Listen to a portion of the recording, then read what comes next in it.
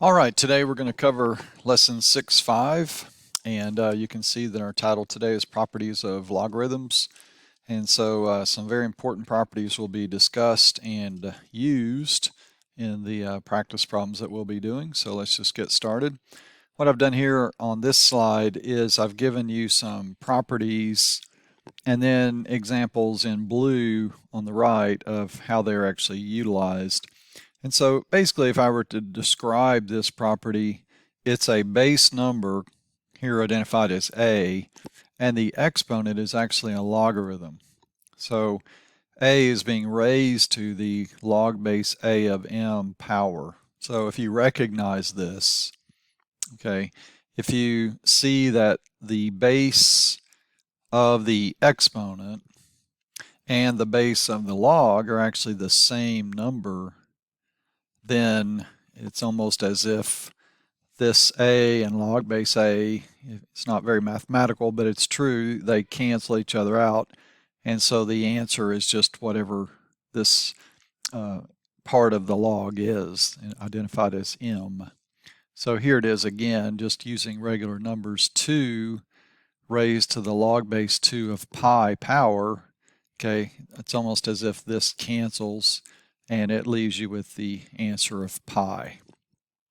Okay, just one more. If you took 5 raised to the log base 5 of 7 power, that would just be 7.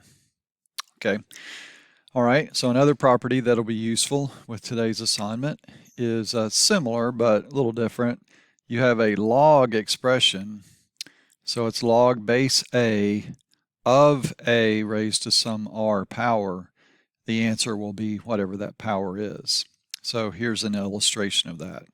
Log base 0.2 of 0.2 to the negative square root of 2.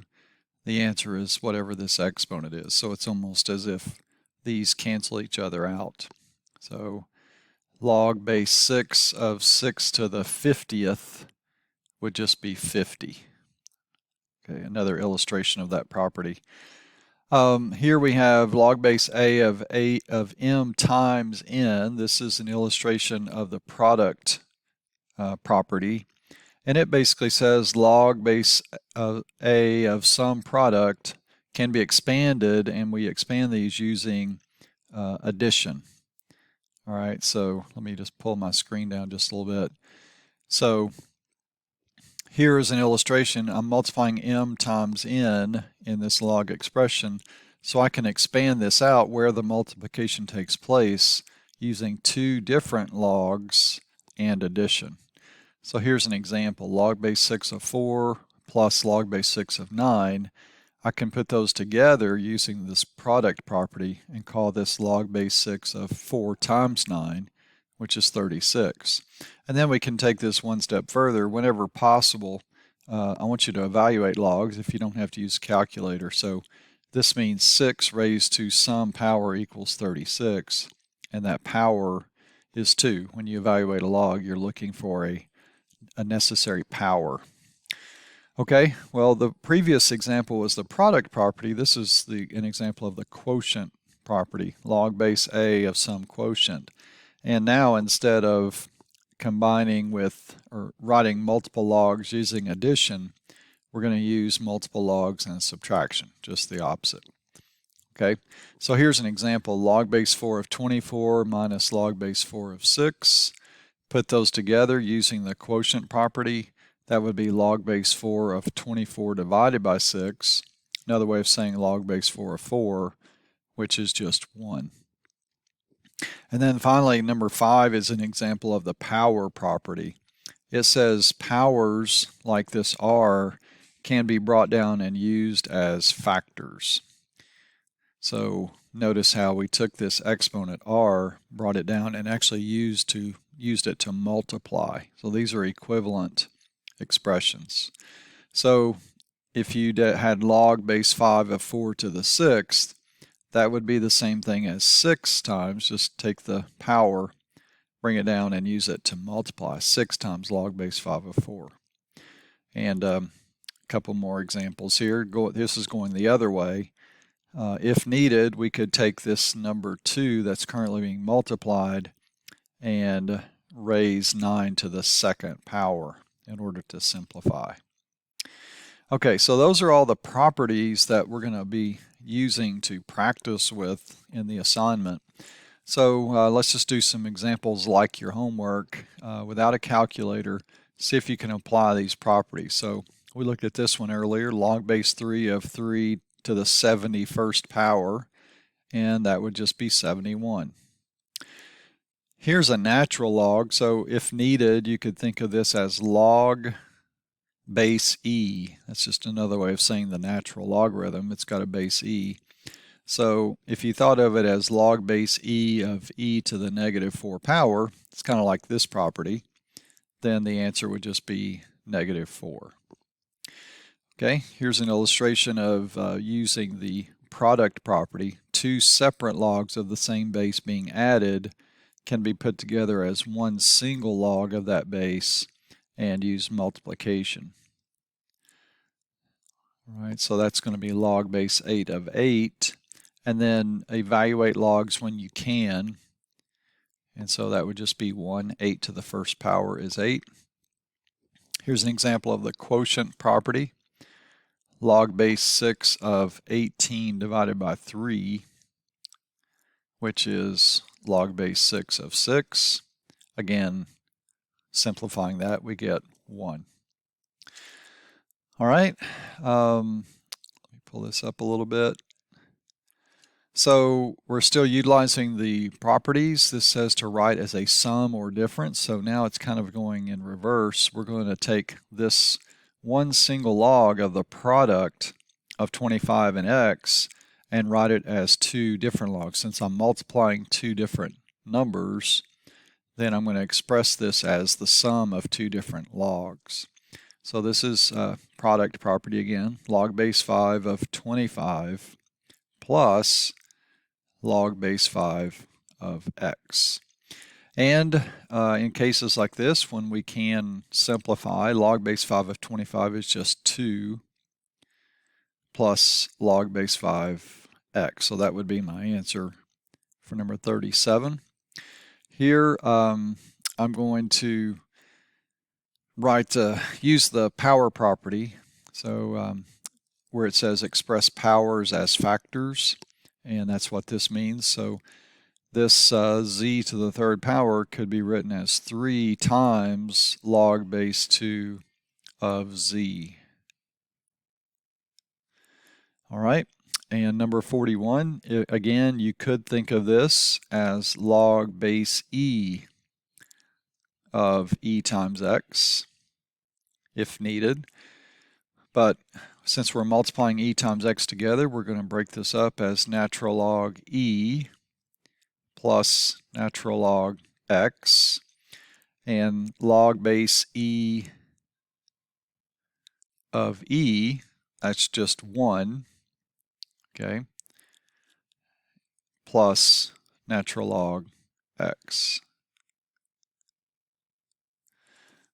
All right, 43, this is going to be the quotient property. So I'm going to have natural log x minus natural log e to the x, and then I'm going to apply the power property, natural log x minus x natural log e.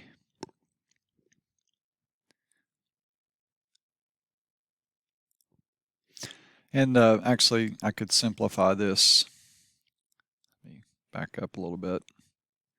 This could be simplified, natural log x minus, remember this could be thought of log base e of e to the x. So that's just natural log x minus x. So that's a more simplified form of that. Okay, here we have the product property again. So break this up using addition. Log base a of v to the third, and we got to express exponents as powers or as factors. So we're going to bring this 2 down and multiply 2 times log base a of u plus 3 times log base A of V. Another example of the product property. All right, whenever you have a radical like this, I think it's helpful to change radicals into rational exponent form. So instead of the square root of 1 minus x, let's think of this as, and I think I'll use a bracket for this outside, make it a little bit better organized. So instead of the square root of 1 minus x, I wrote it as 1 minus x to the 1/2 power. And so here again we have the product property and the power property. So natural log x squared plus natural log 1 minus x to the 1/2. And then powers need to become factors. 2 natural log x plus 1/2 natural log 1 minus x. And that is our answer. All right, here's the quotient property. So log base 2 of x to the 3rd minus log base 2 x minus 3. And powers need to be brought down and used as factors. So 3 log base 2 of x minus log base 2 x minus 3. Anytime you're doing log of a multi-term expression, binomial, trinomial, etc., you need to make sure that you put that in parentheses. There is a difference between log base 2 of the quantity x minus 3 versus just saying log base 2 of x, and then whatever that is, you subtract 3. All right, so those are two very different expressions. So in cases like this, make sure you put binomials or trinomials, whatever the case is, polynomials need to be contained in parentheses. All right, so that's my answer for 49.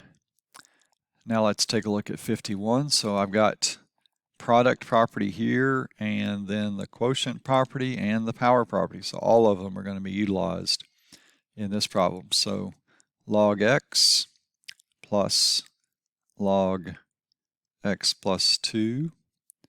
And then since I'm dividing, I'm going to be subtracting log x plus 3 squared.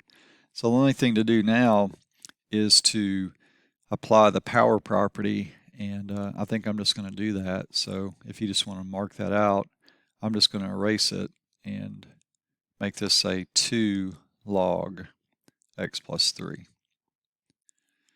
All right, that looks good for 51. Another example of changing radical to rational exponent.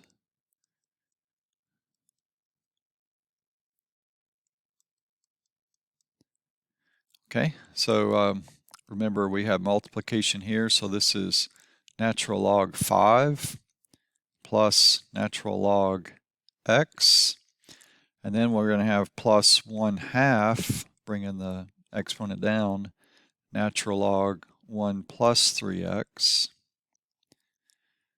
and then we're going to have subtraction where the division is 3 natural log x minus 4. All right, so everywhere there's multiplication, you separate with addition. So we got that 3 different times, 3 different logarithms, since I've got 3 different factors. And we applied the power property in both cases. So where there's division, we separate with subtraction. And that is my answer for number 55. All right, now we're going to do some property work with going the other direction. If you notice before, we had a single log and we wrote it in multiple, and now we're going to take multiple and write it as single. So the power property, for example, is kind of in the opposite direction of what we were doing before. We're now going to take these numbers and use them as exponents. So log base 5 of u to the third plus log base 5 of v to the fourth. And since I'm adding two logs of the same base, I can write that as one single log using multiplication. And that's my answer for number 57. Once again, change radical into rational exponent. And since I'm subtracting and the logs have the same base, that is important. All these properties assume that the logs have the same base. It's going to be x to the 1/2 divided by x to the third. And then you just see when you write your final answer, let's use radical form here. The square root of x over x to the third.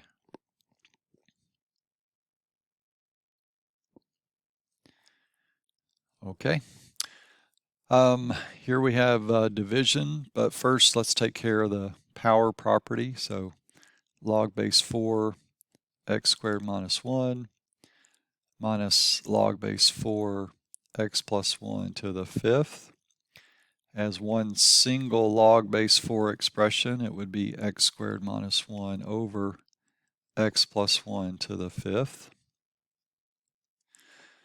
And when you can reduce, we need to, because we could factor this numerator as the difference between two squares. And now we can cancel because we have actually 5 of these x plus 1s being multiplied together in the denominator, and we could cancel one of those with this in the numerator. So if you cancel and do this, then that makes our answer log base 4 x minus 1 over x plus 1 to the fourth power. Okay, then finishing up our lesson, we looked at the change of base formula. Here it is illustrated like as a definition. Pretty simple with a calculator. You just do log of the top number, in this case 21, divided by log of the base. And with your calculator, makes these pretty easy to do. So let me grab a calculator. So in your calculator, you did log 21 divided by log 3. You'll just hit the log button twice. And we're going to round these to the thousandths. So that's approximately, since we're rounding, 2.771. Here's another one. So log E. So if you just hit the log button, and you'll see your e to the x, and it's looking for an exponent. Just put in 1, like e to the first. So my calculator screen with this TI30X2, it literally looks like this. So when you hit log, and then it does the left parentheses for you automatically, then you're going to hit your e to the x button, and it does this. And you're going to put in exponent 1. Okay, and then divided by log again, and then in the parentheses you're going to put pi. And close the parentheses, and that is 0.8735, so let's go ahead and finish this. 0.874 rounded to the thousandths. All right, I think that takes care of examples that will help you with all of these problems, and that's the assignment we're working on. And if you have any questions about these, let me know.